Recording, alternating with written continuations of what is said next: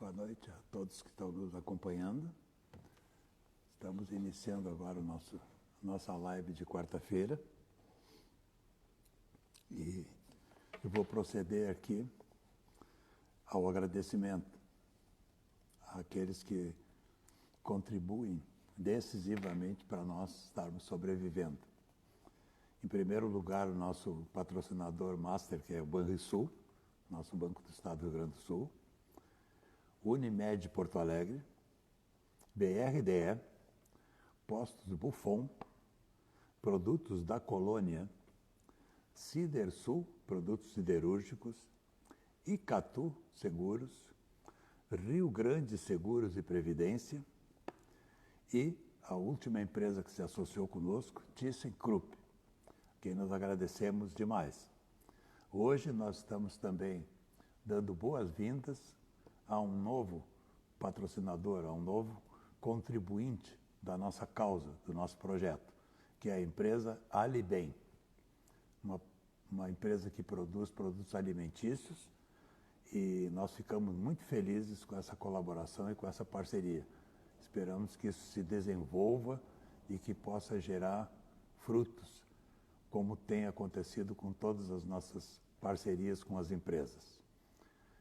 Em segundo lugar, mas não menos importante, nós temos sempre que citar a Lei de Incentivo à Cultura Federal, que é conhecida como Lei Rouanet, mas não se chama mais assim, que possibilita que essas empresas possam fazer essa atividade de construção de vida melhor, uma sociedade melhor, e também agradecer a Lei de Incentivo à Cultura, Procultura, o qual, no momento, nós não temos nenhum projeto ativo, mas somos assíduos frequentadores, e ali a nossa maior parceira tem sido a empresa Braskem, que sempre nos auxilia todos os anos.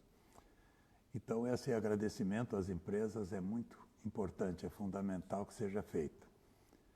Também precisamos render uma homenagem muito especial para o projeto ou para a lei da jovem aprendizagem, o que possibilita para nós podermos dar um suporte para praticamente todos os nossos alunos através do programa Jovem Aprendiz, onde eles, a partir dos 14 anos, recebem meio salário mínimo, recebem transporte e outros tipos de ajuda que certamente contribuem para que eles possam construir uma nova vida, uma oportunidade.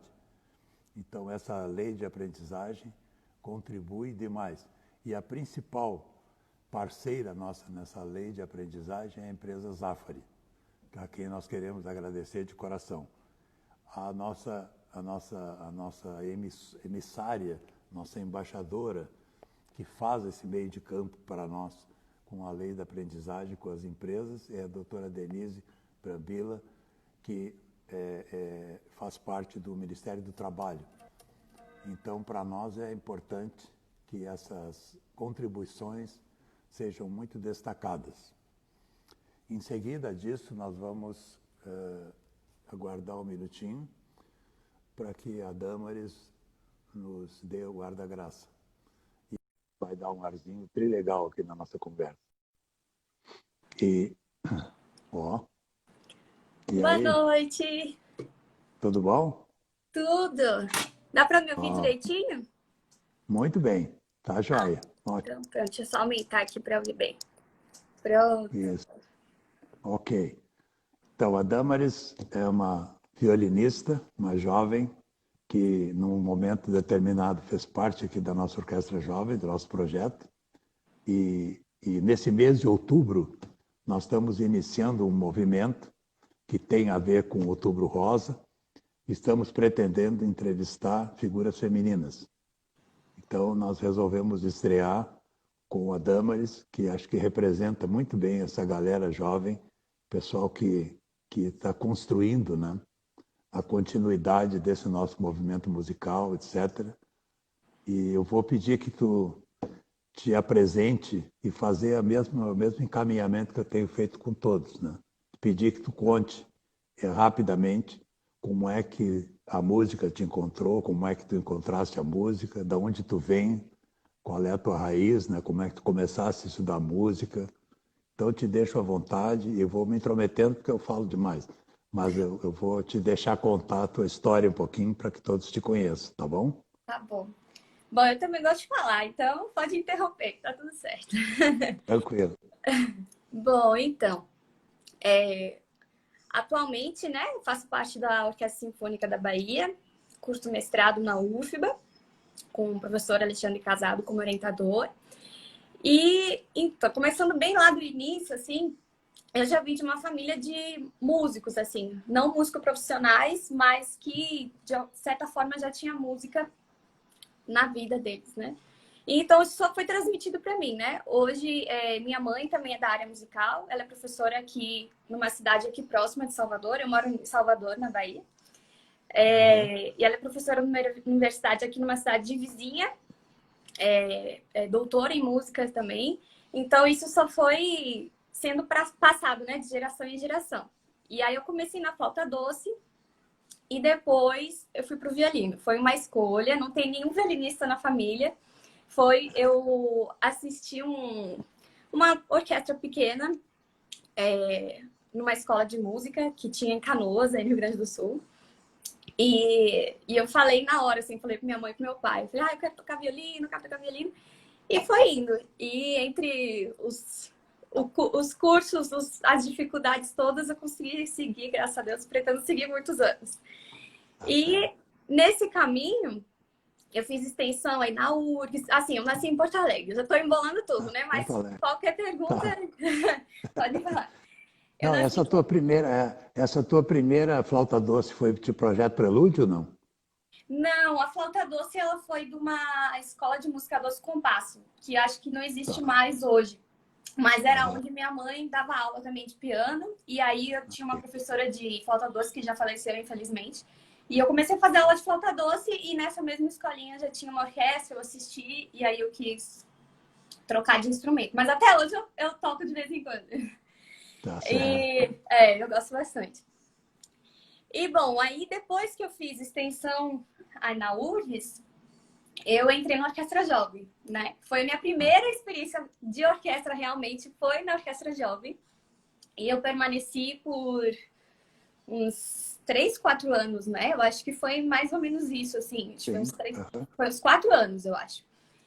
E quando eu estava na Orquestra Jovem, minha mãe teve um convite para ela fazer a prova do mestrado aqui na UFBA, em Salvador. E eu até não sabia, a gente conta até essa história porque eu não sabia que ela ia fazer a prova, eu não sabia de nada, assim, foi tudo uma surpresa. Para mim, tava lá com a vida tranquila, tocando na orquestra, vou seguir aqui, isso aqui, tá. Aí ela viajou para cá, fez a prova e passou. E aí, no dia que a gente soube, era ela chorando de alegria e eu chorando de tristeza. Os dois chorosos, assim, né? Mas a gente veio. Aí a gente veio, nós duas, viemos pra cá. Era pra gente ficar 1 ano só, porque o mestrado são 2 anos, né? Então era pra ficar 1 ano aqui e 1 ano escrevendo de volta no Rio Grande do Sul. Tá tudo bem e tal. Só que aí teve greve aqui, começou a acontecer várias coisas que a universidade teve que prorrogar um pouquinho mais o tempo do mestrado dela. E, por incrível que pareça, nesse tempo um pouquinho mais, foi que as coisas começaram a acontecer aqui. Então, a gente começou a fazer bastante amigos aqui. Eu tive a oportunidade de entrar na extensão da UFBA e conheci o professor Alexandre Casado, que é o professor onde eu fiz a graduação. E o professor Alexandre Casado foi uma peça muito importante também nessa história aqui em Salvador, porque aquele período de decisão, né? Eu já tinha entrado em contato com a orquestra com vocês, já tinha tido algumas experiências assim, mas ainda não estava decidida de que eu ia realmente seguir. Sempre tem aquela fase do será. E o professor Alexandre Casado foi quem também ajudou não, a gente consegue, você vai fazer uma graduação, a gente, sabe, vou te ajudar também. Enfim. Aí eu entrei no Neugibá também, que é um programa, né? Que Neugibá significa Núcleos Estaduais de Orquestras Juvenis e Infantis da Bahia. É um projeto que visa, né? É um projeto social, na verdade, assim, né? Que prepara jovens para o meio artístico, para ensinar a dar aula, tanto que o lema do projeto é aprende quem ensina. E realmente é assim que funciona. E tive bastante experiência dentro do Neugibá como professora. Foi aí que eu me descobri também como professora de violino. E dentro do projeto, né, eu entrei como na orquestra intermediária, né?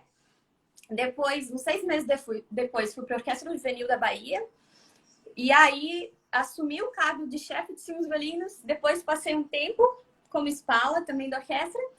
Então, as coisas foram acontecendo. E nesse meio termo também, que eu fui espala, chefe, eu dava aula pelo Neugibá e estava fazendo minha graduação na UFBA, o bacharelado. Eu entrei como licenciatura, fiz um ano de licenciatura, fiz várias matérias de educação, porque eu realmente me apaixonei por essa área também de dar aula de violino, além de ser performer. E aí, no meio, depois de um ano, mais ou menos, eu decidi que eu ia fazer o bacharelado. E aí eu troquei, fiz o bacharelado. Então... Vou fazer um parêntese aqui, ó, quer ver? Sim. Na tua permanência aqui na Orquestra Jovem, tu participaste de um concerto como solista, Isso. tocando Primavera de Vivaldi, com um maestro muito importante para a nossa vida, com Federico Garcia Vigil, que foi quem iniciou o nosso intercâmbio com o Uruguai, que até hoje é espetacular. Hoje, quem dirige a Orquestra Jovem lá é o maestro Ariel Britos, que é um grande amigo. E o Federico Garcia Vigil faleceu faz pouco tempo, Sim. infelizmente. Mas já tinha bastante idade, né? E outra coisa interessante também foi que o Ricardo Castro esteve aqui conosco, né? E quem intermediou bastante isso, além da tua contribuição, foi a Amanda, a mulher dele, que foi minha colega de turma na URGS. Nós nos formamos juntos. Eu me formei uns 30 anos depois que todos os meus contemporâneos, porque não deu tempo de eu fazer em tempo hábil. Então, tu vê como a vida, esse mundinho é muito pequeno, né? As coisas, as pedras vão rolando e elas se encontram logo em seguida. Mas continua ali, eu só queria frisar esses 2 pontos ali. O mundo da música, em geral, a gente é grande, claro, é grande, mas a gente sempre acaba se encontrando em algum caminho. A gente sempre se encontra. Ouviu falar de fulano de tal? Sim, eu já conheço de tal. E aí já vai, né? Sempre se encontra. Mas, enfim, aí entrei no Neugibá, tive toda a experiência, terminei a graduação, entrei na OSBA. Fiz a prova da OSBA, passei na OSBA, na Orquestra Sinfônica, e entrei no mestrado. E aí, então, agora, a princípio, é para concluir o ano que vem o mestrado aqui na UFBA também. E continuo na OSBA. No Neugibá, depois que eu saí da Orquestra Jovem, né? Porque tinha uma carga horária muito grande, né? Não estava conseguindo dar conta de tudo. Aí eu ainda dei aula para os violinistas da Orquestra Juvenil. E isso foi muito gratificante, assim, para mim, porque quando eu tinha entrado no Neugibá em 2012, que foi foi o ano que eu cheguei aqui em Salvador, eu comecei a dar aula, eu tinha 15 anos. Mas eu comecei a dar aula para orquestra experimental, que era de crianças. E tem uma certa idade que não tem muita diferença, na verdade, né? Eu tinha 15, mas meus alunos tinham, sei lá, 10. Então, tinha uma certa diferença. Com o tempo foi passando, né? Que eu fui dar aula, depois que eu fui chefe, espala e tudo, que eu fui dar aula de novo para os integrantes da Juvenil, eram aqueles meus alunos da orquestra infantil. Então, aí já estava mais ou menos parecendo assim, tudo na mesma idade, a gente já é colega, e hoje, assim, eu tenho super orgulho, assim, porque eu acompanhei eles lá no início e agora eles já estão onde eu estive, então isso é muito gratificante. E realmente esse lema da orquestra do Neugibá é muito interessante, porque quem ensina aprende. E é verdade, a gente aprende muito com o aluno, né? Eu passei um pouco por essa experiência, porque eu tive muita vivência de orquestra sinfônica. Eu fiquei 40 e tantos anos funcionando de espala de sinfônica e tal, mas eu nunca me senti atraído por regência, nunca gostei. Sempre achei o negócio meio, né, sem graça, sem produzir som e tal. Mas a experiência da criação do projeto me obrigou a reger uma orquestra.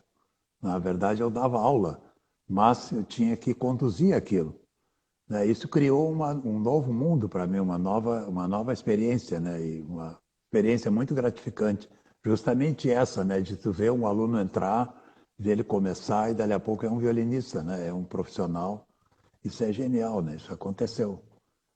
E é incrível como quando a gente ensina, quando a gente rege, a gente começa a enxergar uma coisa que a gente sempre via daquela maneira, a gente começa a enxergar de outras maneiras, né?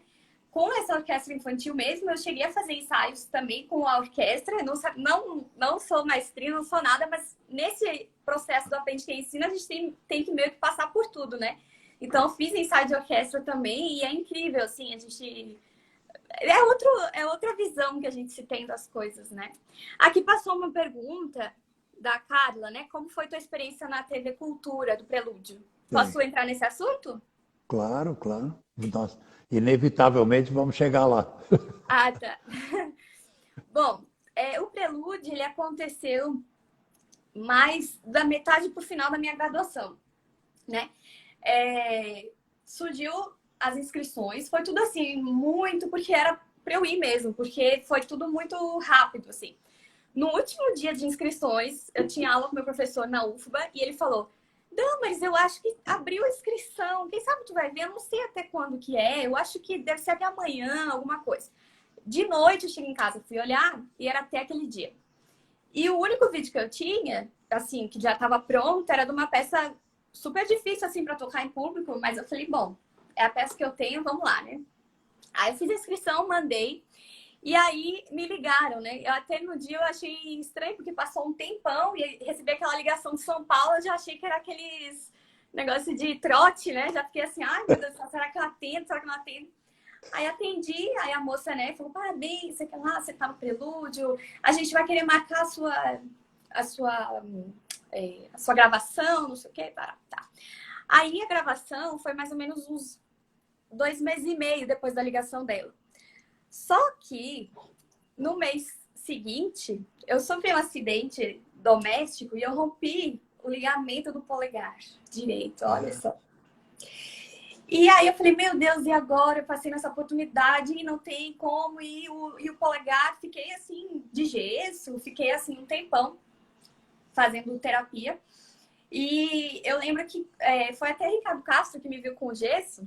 E ele falou, menina, pelo amor de Deus, vamos tirar esse gesso, vai num outro médico, que você é musicista e vai ficar deformado, porque realmente fica. Até hoje ele está um pouco deformado, né, por conta desse acidente. Mas nada que impeça. E aí a gente trocou com uma tala e tal, tudo com acompanhamento e tal. E foi um rebuliço. E aí eu corri, assim, botava até tudo que podia botar aqui no dedo, eu botei para dar tempo de fazer o prelúdio. Então botava argila, fazia acupuntura, fazia tudo que tinha de opção, eu fazia no dedo. E aí... Benzedeira, não teve benzedeira? Não! Mas foi Aqui, quase, viu? Porque, olha, eu fiz tudo com esse dedo aqui. Foi engraçado, eu correndo. E aí, até foi interessante, porque eu comecei também nessa dificuldade, né?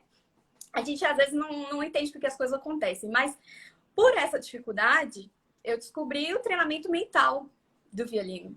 Que a gente, na verdade, se a gente for parar a pensar, a gente toca o instrumento. Mas tudo que comanda é o cérebro, né? Então, eu passei muitos dias treinando a peça que eu ia tocar no prelúdio mentalmente. Às vezes eu pegava até o violino, o instrumento sem o ar, que eu não podia, e fazia mentalmente. Imaginava eu entrando no palco, imaginava, fazia toda a experiência. E aqui esse dedo um pouco mais para cima, a afinação estava mais para baixo. Então, assim, eu trabalhei, eu estudei mentalmente. E qual aí, era a então, peça essa? Qual era essa peça que não falasse qual era? foi o de Wieniawski, é o Scherzo Tarantelli, de Wieniawski. Não é uma peça fácil. Tá. Não, não, não. É uma peça Eu que me ela... lembro de ter, eu me lembro de ter assistido essa tua execução aí. Eu quase morri na primeira vez que eu fui gravar no Prelúdio. Foi, meu Deus, porque era uma peça muito difícil, porque era o único, como eu falei, era o único vídeo que eu tinha que tava melhor, assim, né, arrumado e tal. E eu falei, meu Deus do céu, agora eu vou ter que enfrentar isso. E a peça era difícil, não parava, assim, o tempo todo virtuoso, virtuoso, virtuoso. E só lá com a orquestra. E a gente, no Prelúdio, a gente tem 2 dias só pra realmente ensaiar com a orquestra. A gente chega, né, em São Paulo. Aí no mesmo dia a gente já ensaia com a orquestra do programa lá na TV para sentir a acústica e tudo. E tem, sei lá, meia hora para cada participante. Aí já começa as entrevistas, aí já começa a arrumação, aí no outro dia acorda cedo, tem mais um ensaio, e já mais entrevista, e maquiadora, e não sei o quê, e esse vestido pode, essa câmera não pode, aquela coisa. E aí, quando liga realmente, é um programa de TV, como qualquer outro, né? Quando liga realmente, não tem cortes, assim, né? Então, assim, é entrar no palco, 300 câmeras, assim, na tua cara, e em volta, e um microfone, e aquela coisa, público e votação, é aquela emoção mesmo, assim. E aí, a primeira vez eu lembro que eu morri, porque, assim, estudei menos do que o normal, né? Claro que mentalmente, mas menos fisicamente. Tava saindo de um problema, tá, mas passou. Aí, já na segunda fase, a gente já vai, né, também se preparando mentalmente melhor, já sabe como é que é a pressão e tudo. Aí, daí teve eliminatória, 2 eliminatórias, uma semifinal, que aí na semifinal eu troquei de repertório, toquei o concerto de Cachatúria, o primeiro movimento. E também daí não é brincadeira. É, Que também não não, é brincadeira. e teve uma coisa que aconteceu, porque assim, lá no programa a gente não dá para tocar a música inteira. Só que, infelizmente, não me avisaram disso. Então eu preparei o primeiro movimento inteiro do Cachatúria. Foi até eles pedirem desculpa e tudo, que deve ter tido algum erro, não sei. E aí, quando chegou no ensaio, o mestre falou, não, o corte. Eu, corte? Que corte? Não, mas a música tem mais uma folha ainda, não sei o quê. Não, tem um corte aí. Enfim, de um dia para o outro, eu tive que reestudar, porque eu já tinha decorado. Eu tive que tirar umas cópias e tentar redecorar os saltos por conta dos cortes. Então, ia da página, sei lá, 9 para a página 11, que aí ia para o final da 12 e encerrava. E aí, então, até se ver na gravação, eu tive que usar uma estante com 2 folhas, assim, com uma flecha do pulo, né, das coisas. Então, foi bastante aventura, assim, se vira nos 30. Mas aí passei para a final, né? Aí a final foi super final. Aí eu já nem imaginava que eu ia passar para a final. Então, na final, eu já tava assim, ai, que beleza, já tava no céu, né? Já é uma vitória mesmo. Com certeza. E aí foi na Sala São Paulo, né? Daí a gente solou na Sala São Paulo, foi lindo, assim, ela foi toda iluminada, uma alta produção, né? Tanto que um dos meus concorrentes, o pianista, se vocês forem ver lá depois, ele levou até um ônibus com o fã-clube dele, da cidade dele. Então, assim, tinha gente com a camiseta dele. Aí a minha concorrente, que infelizmente já faleceu, a percussionista, levaram faixa com as fotos dela, uma super produção, assim, era super de a competição mesmo, assim, um The Voice da vida. Eu me sentia num negócio desse, assim. Foi muito interessante. E essa experiência do Prelúdio, assim, eu acho que foi uma das melhores experiências que eu já tive na vida, assim, como performer, porque a gente cria uma resistência no palco, né? Que a gente pode treinar milhões de vezes em casa. Treina. Mas toda vez no palco vai ser diferente. Sempre vai ser diferente. Sempre vai ter alguma condição diferente. Vai ser diferente. E isso a gente só vai melhorando com calo, né? Aí, quanto mais a gente fizer, mais preparada a gente fica. E o Prelúdio foi esse calo, assim, né? Que só de ir o ano inteiro, a cada 2 meses e 3 meses, gravar e passar por todo esse estresse psicológico e tudo, é um super calo do palco, né? Não sei, pelo que eu conheço, o Júlio Medalha deve ter sido um camarada que ajudou nisso, né? Porque ele é muito, muito permeável, assim, muito simpático, o cara que sabe lidar com essas situações todas, né? Sim, com certeza. E ele é super gente boa. E ele, como eu estava vindo daqui de Salvador, e ele ficou sabendo que eu estava vindo daqui, e ele fez parte de um cenário muito importante da música aqui em Salvador também, né? Então, nos intervalos da orquestra, ele vinha e me contava várias histórias de com quem ele tinha regido aqui em Salvador, com quem ele conheceu e como ele trabalhou.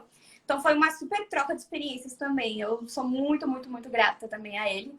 E ele também, nos ensaios, assim, ele sempre dava dicas, assim, quem sabe a gente faz assim. Então, é uma aula, né? Um maestro professor, né? Que maestro Esse é muito bom músico, Júlio Medalha, né? além de ser, claro, ele é o maestro, mas digo, o maestro precisa ser bom músico, né? Precisa ter essa sensibilidade de saber lidar com a música, né? Tem Com certeza. alguns clientes que não são tão músicos assim, né? Faz parte. Faz parte da batalha. É. Mas que Mas bom, isso, aquilo ali. Eu fui um torcedor que acompanhei muito de perto a tua passagem lá pelo concurso. Eu torci, né? Porque é do nosso time, né? sim, obrigada. É, foi muito legal, assim, porque muita gente me mandou mensagem também. Eu conheci muitas pessoas também através disso, né? E muitos dos meus concorrentes também lá, a gente depois virou amigo, né? Porque a gente convivia muito lá, né? Assim, eram Ah. 2 dias, mas a gente acabava se vendo depois em outros lugares e foi super bom. É uma experiência muito parecida com os festivais de música, né? Que proporcionam essa aproximação e a gente se conhece e troca ideias e faz música, né? E, em geral, é todo um pessoal que está muito afim, né? Muito dedicado para aquilo. Então, serve de incentivo, né? Serve de alimento para a gente poder. Claro, a parte difícil é aquela do estudo, de perder. Essa parte de competição, né? Mas faz parte, assim. Eu acho que o que me fez também ir criando um calo, querendo ou não, claro que a gente sempre ia, para sempre, acho que a gente vai ficar ansioso, nervoso em palco. Mas o que me ajudou muito a ficar um pouquinho mais tranquila é que, pelo Prelude e várias outras experiências, eu comecei a perceber que tá todo mundo no mesmo barco, né? É violino, todo mundo tá tocando instrumento, tá todo mundo se esforçando, tá todo mundo, assim, os que realmente querem, né?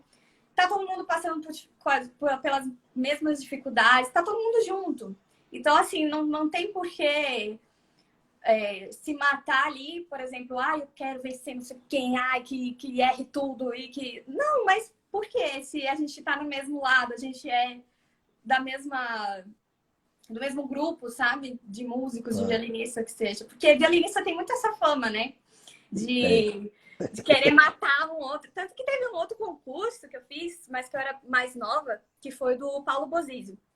Foi o meu primeiro Aham. concurso na vida.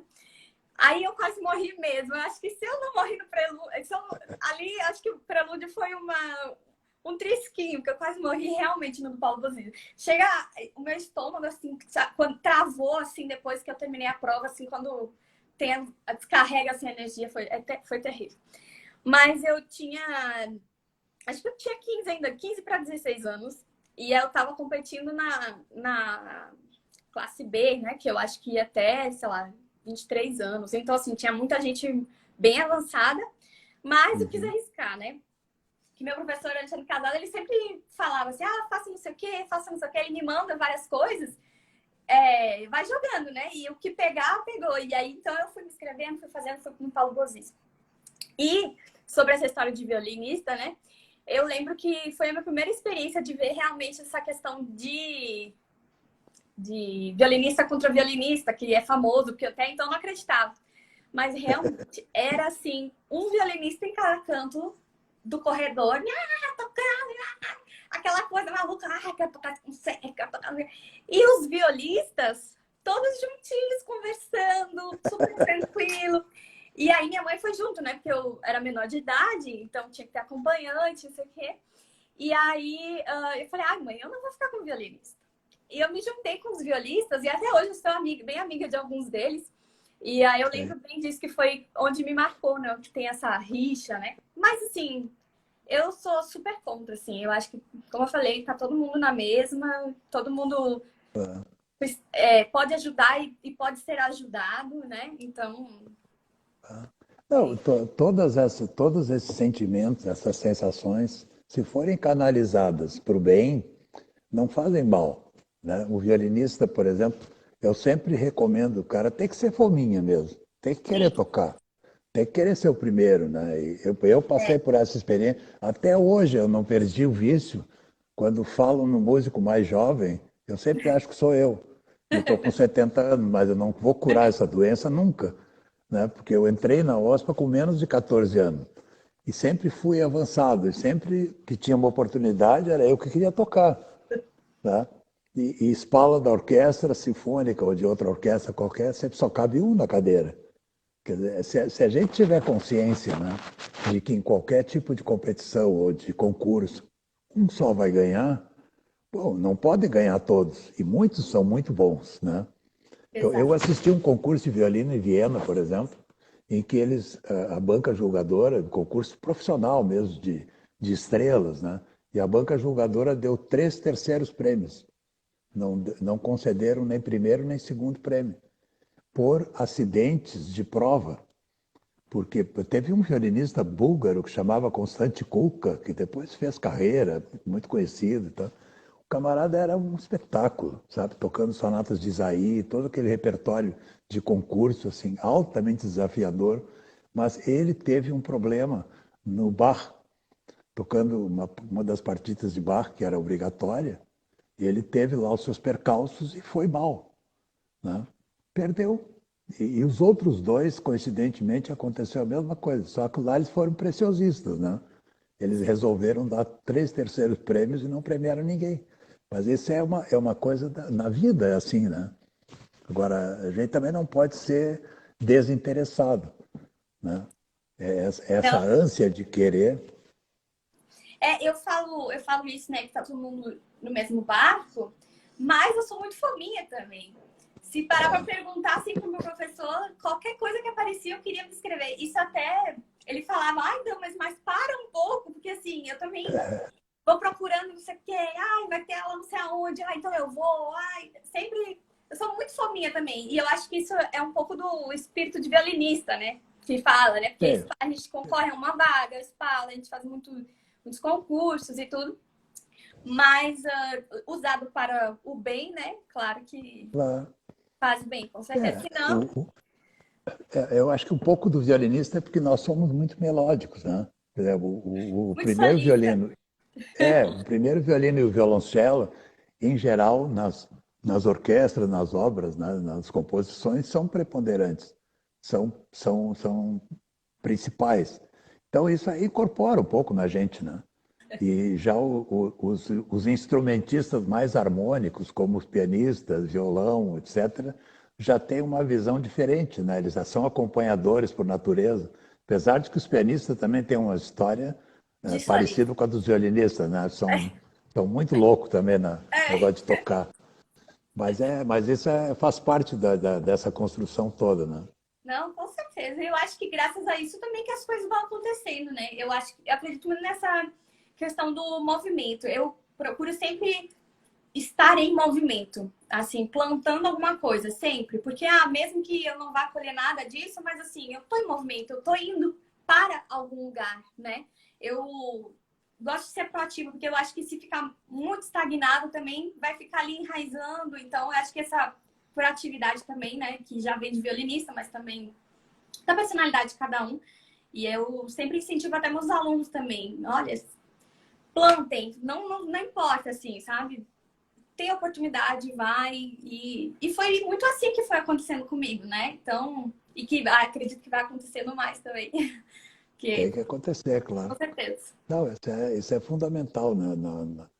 O que eu queria te perguntar também, já para aproveitar esse enfoque que nós estamos fazendo, né, sobre esse Outubro Rosa e, de uma certa maneira, mês da mulher, etc., te perguntar como é que tu te sentiste como mulher nesse meio musical, nas orquestras, no concurso, como é que a vida tem te tratado nesse ponto, se tu encontra problema, o que que tu me diz desse lado da vida de músico?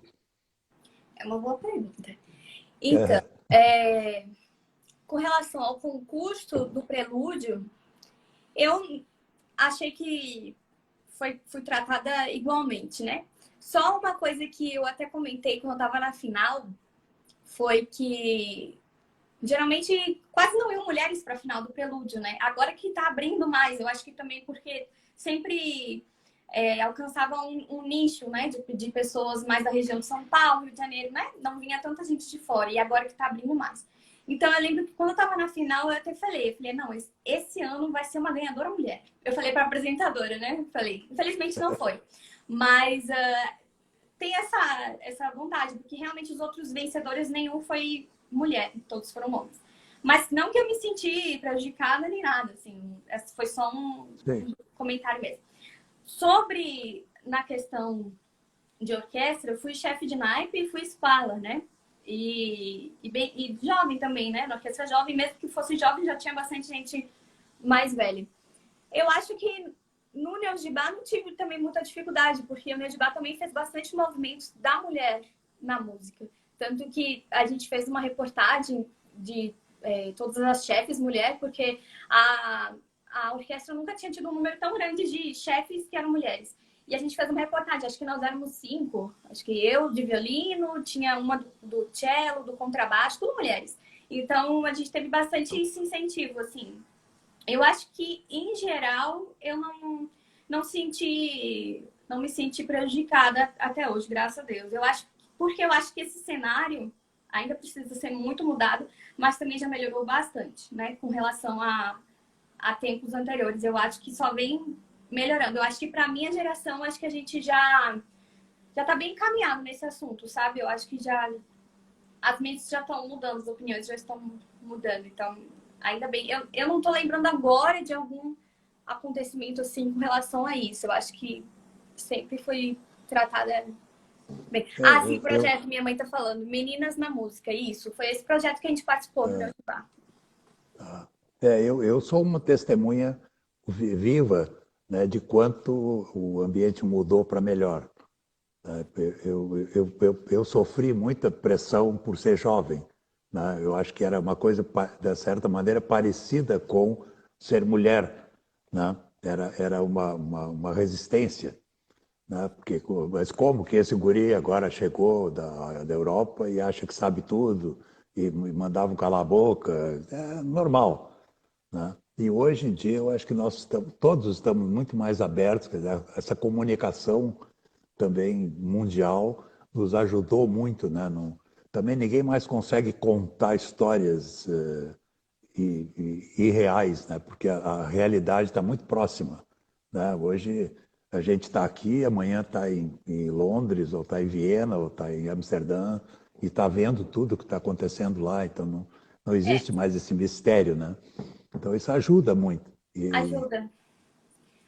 E eu, até aqui na OSBA, eu acho super legal, assim, porque a nossa espala é uma mulher também, né? Então, isso também já ajuda muito, assim. No Neogibá também, agora, depois de mim, já teve outra espala e agora outra espala, mulher também. Então, cria uma mudança aí, né? Tem um marco bem, bem grande, assim, né? Existe um exemplo histórico muito importante, que é um concurso de violino que o David Oistrakh perdeu, né? E ele perdeu para uma violinista francesa chamada Ginette Neveu, que era um portento. E Oistrakh sempre foi um número 1, né? Então, muitos repórteres, muitas reportagens foram feitas com ele sobre essa sensação, né, de ter perdido esse concurso para uma mulher. E ele disse, olha, ela era simplesmente diabólica, não dava para competir, né? Infelizmente, ela morreu muito cedo. Ela não teve uma carreira longeva, né? E o Oistrakh viveu muito tempo, então ele ficou sendo um marco, né, na história do violino. Mas eu acho que a vida se constrói assim, né? A história se constrói dessa forma. Sim. Mas é importante para que todos vejam, por exemplo, que tu não tens uma sensação negativa, né, quanto a isso. É bom que hoje em dia a gente consiga se sentir bem, né? De todas as maneiras, cada um do seu jeito. Eu precisei mudar muito. Até hoje tento me atualizar, tento entender a juventude, né? Até pelo vício esse, né? Porque eu tenho um certo vício inarredável de que eu não tenho 70 anos. Eu não consigo me sentir assim. Claro que o meu físico me obriga, né? Quando eu vou subir uma escada, eu não tenho escapatória, eu me dou conta que eu tenho 70. Mas eu tenho assim, a vontade de funcionar com 30. Então é muito legal de ver a juventude funcionando, né? Porque essa é a época de construção. É isso mesmo que tu está fazendo. Quer dizer, é a época de plantar, de construir, né? Para depois poder ser uma pessoa afirmada, né? Ser feliz, em outras palavras, né? E para a próxima geração também não precisar passar por nada, né? Se a minha gente já está muito melhor, então que a próxima seja melhor ainda, né? Claro. É. Quais são os teus planos, assim, mais de médio prazo? O que é que tu pretende fazer? Como é que está se encaminhando isso na tua vida, por exemplo? Primeiro quero terminar o mestrado. Mas. Oi? Não, fala. Não, então, eu sempre quis estudar fora, assim, né? Tanto que no prelúdio, um prêmio era estudar na academia de Budapeste, né? Na Hungria. E aí, infelizmente, não consegui. E aí as coisas foram acontecendo, né? E aí eu vi que realmente talvez não fosse a hora e tal. Bom, no momento eu estou contando, né? Como eu falei, estou estudando com a professora Maria Fernanda Krug, que é uma das chefes de naipe lá do Teatro Municipal de São Paulo. Estou com uma aluna fixa dela. E ela faz as preparações, né? Voltar à preparação de palco, voltar para provas e concursos. Porque como eu falei, eu estou sempre em movimento. Então, hoje eu estou aqui, mas eu ainda não sei onde eu vou estar no futuro. Ainda não tenho isso bem concreto, mas eu estou estudando para que, quando surgir a oportunidade que tem que ser, eu já vou estar preparada, né? Tenho planos de, provavelmente, sei lá, fazer ainda no mestrado, um sanduíche, ficar uns meses fora. Eu estou plantando ainda, estou encaminhando as coisas, mas o que eu quero é estar preparada para quando surgir alguma oportunidade eu estar preparada. E se for para eu ir também, porque eu acho que eu nunca tive, eu sei que talvez isso soe meio errado, mas eu nunca tive assim aquele planejamento de daqui 5 anos eu vou estar não sei aonde, fazendo não sei o quê. Nananana. Eu nunca tive muito isso. Pode ser um pouco errado na minha parte. Mas porque as coisas vão acontecendo, assim, sabe? Eu acho que é com tanta naturalidade, sabe? De estar naquele momento, eu ouvi aquilo, surgiu essa oportunidade, então, quem sabe eu faço isso, sabe? As coisas vão surgindo e quando vê, poxa, realmente isso aqui era muito melhor até do que eu pensava. Então, eu não posso dizer que, se minha internet voltou, acho que voltou. Meu plano concreto é estar não sei aonde. Não consigo dizer isso, sabe? Porque as coisas vão acontecendo. O mais importante é que eu estou estudando bastante, procurei professora, estou no mestrado. Eu amo tocar na OSBA também, isso eu até queria falar também sobre essa questão da mulher, né? Que o clima da nossa orquestra é maravilhoso, assim. Isso também é outro motivo porque eu não tenho que reclamar com relação a essa questão, né, da mulher na orquestra. Eu gosto muito mesmo, tenho muito orgulho de fazer parte da orquestra. Inclusive, essa semana a gente está fazendo uma gravação, porque agora a gente faz gravações, né, para serem transmitidas depois. E aí, essa semana a gente tá numa semana de ensaios e gravações. E estamos todos felizes em se reencontrar. Sim, tá todo mundo louco para sair de casa, né? A sensação é mundial, né?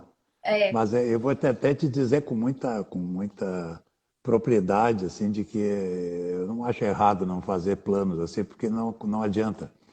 Quer dizer, a gente tem metas, né? Tem coisas que a gente quer conseguir, mas esses planos tão detalhados, assim, muito, muito minuciosos, eles nunca acontecem, né? A vida dá muita volta, muito rápido, né? Eu acho que assim, não ter nada, nenhum plano, ficar ali estagnado, eu não concordo. Mas continuar fazendo. Eu acho que o meu maior plano é continuar fazendo o que eu amo e poder trabalhar com isso. Porque eu acho que uma das maiores dificuldades que a gente está passando no momento, além do desemprego em geral, em relação à música, a gente sempre teve uma dificuldade, mas tem muito ainda, assim, né, de conseguir se sustentar com isso. Então, o meu maior desejo é que eu continue fazendo o que eu amo, estudando e me sustentando com o que eu gosto, né? Porque é realmente muito difícil, assim. E, bom, a gente sabe, a gente que é músico sabe, né? O quanto que a gente passa, assim, de desvalorização, enfim, até conseguir alguma coisa um pouco mais fixa. Mas, estudando muito e não desistindo, a gente consegue. Não. tocando bem, não vai faltar onde tocar, isso não tem problema. Né? É, Uma coisa, nós temos sempre uma clientela de gente que nos acompanha, que são alunos, né? Os alunos do projeto. Então, a pergunta também que apareceu é como é a tua rotina de estudo? Como é que tu lida com essa situação de ter que estudar e abrir mão de tempo, né? isso é uma pergunta que eu venho refletindo bastante, principalmente na quarentena. Porque, assim, eu tive várias fases de estudo. Bem no início do violino, eu era meio rebelde, assim, né? Estudava, mas eu sentia muita... Como eu já tocava flauta, como eu falei, eu conseguia fazer muitas coisas na flauta, assim. Tanto que eu era minha mãe falou que nem ia botar rádio no carro, porque eu já era a rádio inteira ali no carro. Porque eu ia... Onde a gente fosse, entrava no carro, pegava a flauta doce pra... Então eu já tava ficando boa, assim, flauta doce. E aí, quando eu peguei o violino, então foi aquela decepção, né? Porque violino é um instrumento que demora muito pra gente conseguir fazer um som que a gente realmente gosta. Até então, parece um ganso, né? Terrível. E então, assim, a minha rotina de estudo, primeiro, eu era bem rebelde, porque eu odiava o som que eu tirava, até que eu comecei a pegando o jeito e foi indo. Aí, quando eu cheguei aqui em Salvador, que eu fui fazer a graduação, né? Que eu realmente decidi, eu falei, não, agora realmente eu vou conseguir, é isso que eu quero, eu vou correr atrás disso, eu quero me sustentar disso, eu quero viver disso. Que aí eu virei 880, assim. Eu me trancava, que eu estudava às vezes 5, 6 horas por dia, ficava, assim, totalmente imersa naquilo ali, porque eu tinha planejado, tinha objetivos que eu queria cumprir, assim. Eu quero tocar isso, eu quero tocar aquilo, eu quero não sei o quê. Então, eu me centrei bastante, então eu estudava muitas horas, muitas horas. Só que teve o lado negativo. Eu desenvolvi vários problemas na coluna, que até hoje eu faço tratamento com acupuntura, fisioterapia, faço tudo que pode aqui também. Que foram por conta desses meus estudos de muitas horas. E aí, com o tempo, a gente vai mudando, né? Então, hoje, eu não estudo mais 6 horas. Inclusive, eu não aconselho meus alunos a estudarem 6 horas, porque a gente meio que perde o foco depois de um certo tempo, né? A gente já nem sabe mais direito o que a gente está tocando. E eu fui percebendo com o tempo. Porque, assim, não adianta eu falar isso, mas aí tem algum aluno me assistindo aqui agora e fala, não, mas eu preciso... Porque tem aquela parte de música em geral que a gente fica fominha. E ok, eu não sou contra, mas eu falaria tomar cuidado, porque realmente eu tenho muitos problemas nas costas que podem, enfim, futuramente, mas se Deus quiser não vai dar nada, né, me fazerem ter que parar um pouquinho mais cedo. Mas, então hoje eu estudo em média de 3 a 4 horas bem estudadas. Eu tô, até o meu tema do mestrado, que eu quero fazer de artigo, ele é sobre até o aquecimento técnico diário do instrumento. E isso veio agora na quarentena, porque bem no início da quarentena, eu acho que a maioria dos músicos ficamos muito sem vontade, né? Desanimados de estudar. Eu mesma fiquei assim, nossa, demorei um tempo ainda até que eu conseguisse pegar na rotina de novo. E não, mas o que eu vou fazer aqui? Aquele baque inicial. E aí eu comecei a perceber que a maneira de como eu começava a estudar definia como ia ser o resto do estudo. Então, se eu começava a estudar, meu aquecimento era um pouco mais ansiosa, todo o meu estudo era ansioso. Se eu aquecia com outro tipo de exercício, que eu tinha que parar, fazer corda solta, que seja, vários tipos de exercício eu fui experimentando, todo o meu estudo ficava diferente também. Então, eu acho que sobre essa questão do estudo, a rotina de estudo, é muito de experimentação de cada um, né?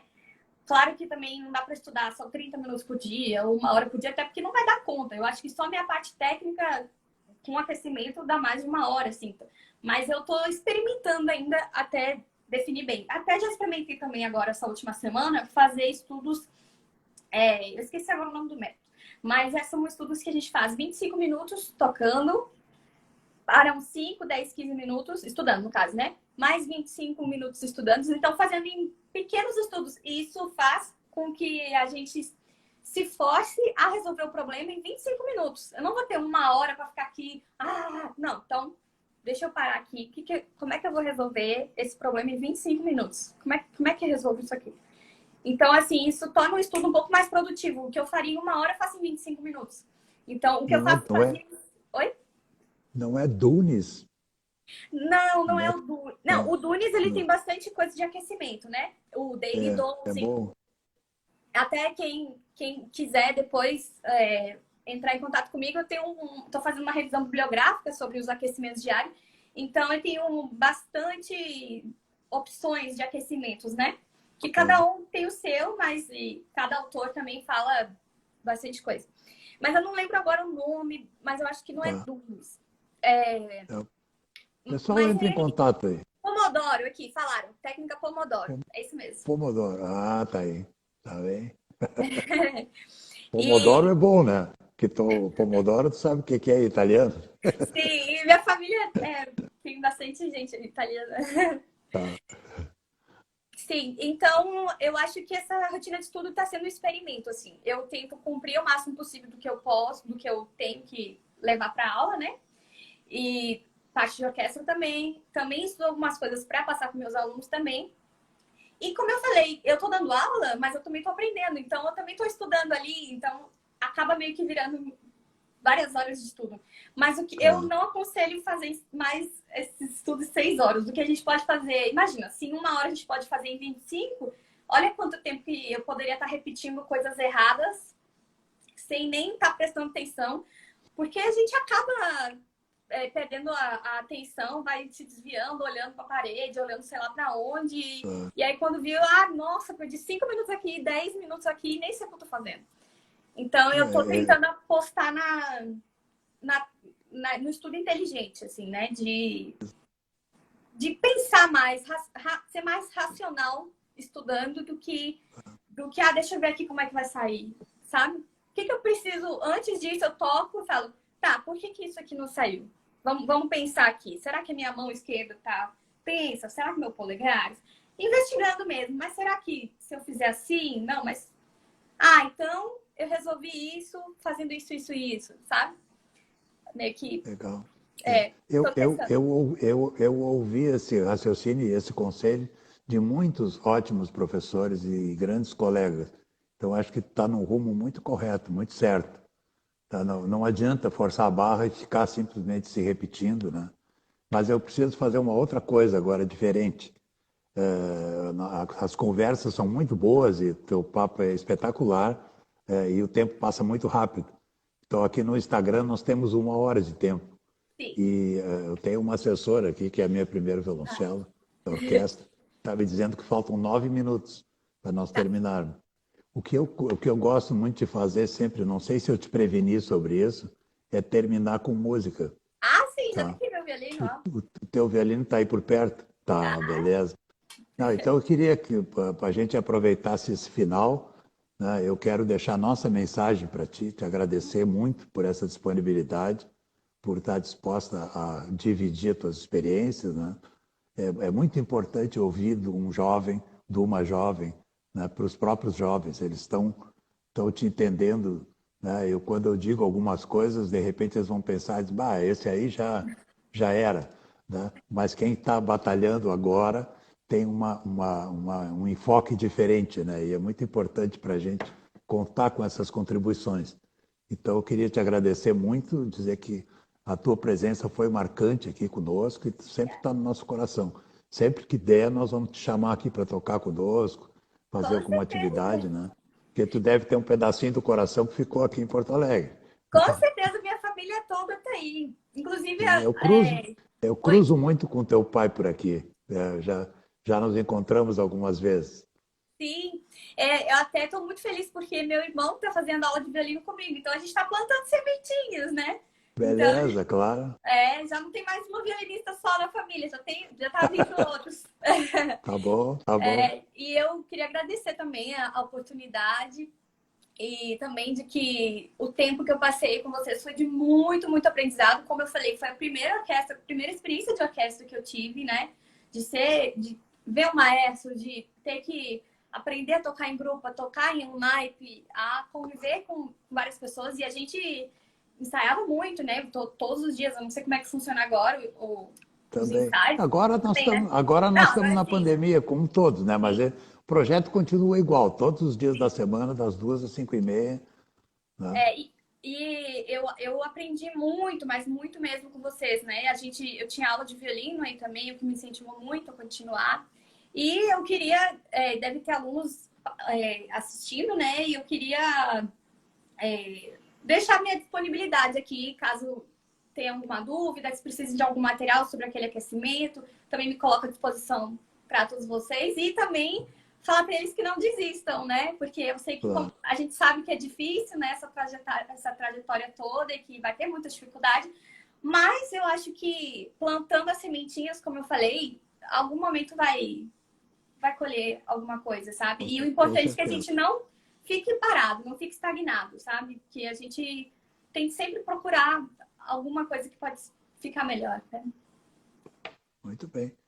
Te agradeço muito, tá? Te E agora agradeço. o Instagram vai nos encerrar Tá, automaticamente. Então, tu toca à vontade aquilo que tu escolher para pronto. tocar, tá bom? Tá, deixa eu só botar aqui que eu vou ficar em pé pra... Tranquilo. É a Alemã da partita 2 de Bach. Dá pra ver, né?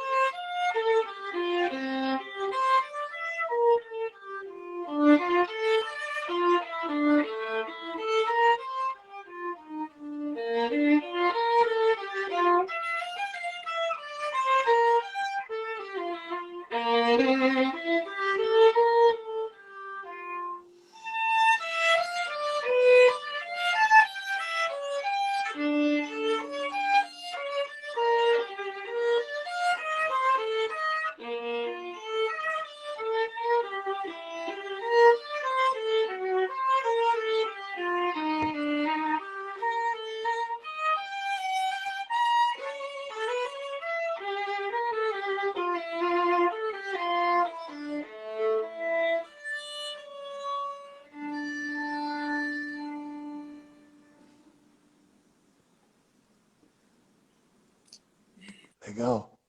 Obrigado, hein? Obrigada, eu que agradeço. Obrigada a todos. E Muita agora vocês... saúde. Obrigada, igualmente.